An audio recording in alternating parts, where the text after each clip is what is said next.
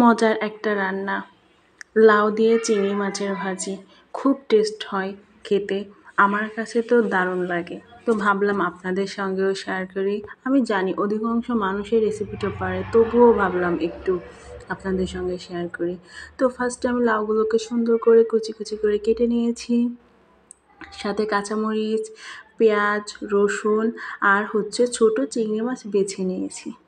সামান্য কিছু উপকরণ দিয়ে এত টেস্ট হয় এই ভাজিটা, সেটা বলার বাইরে। যেদিন আমি এই ভাজিটা করি, আমি যেখানে 1 প্লেট ভাত খাই, আমি সেখানে 2 প্লেটও ভাত খাই। খুব টেস্ট লাগে। তো এত কথা বলার কোনো কারণ নেই। তো প্রথমে আমি পেঁয়াজ, রসুন, কাঁচামরিচ, চিংড়ি মাছ ভালো করে ভেজে নেব।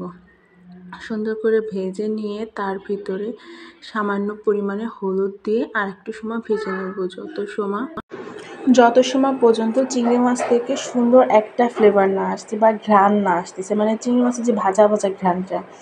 যখন চিংড়ি মাছ থেকে ভাজা ভাজা ঘ্রাণ চলে আসবে, তখন আমি সামান্য একটু জিরে ছিটিয়ে দেবো, যাতে আর একটু টেস্ট হয়। যখন জিরেগুলো আস্তে আস্তে আপনার দাঁতের তলে পড়বে, তখন কিন্তু খেতে খুব টেস্ট লাগে। তো জিরে দিয়ে একটু নাড়াচাড়া দিয়ে তারপরে আমি এখানে লাউ কুচিগুলো দিয়ে দেবো, দিয়ে ভালো সুন্দর করে মিক্সড করে নিচ্ছি। এপাশ ওপাশ করে উল্টে পাল্টে নেড়ে চেড়ে নেব।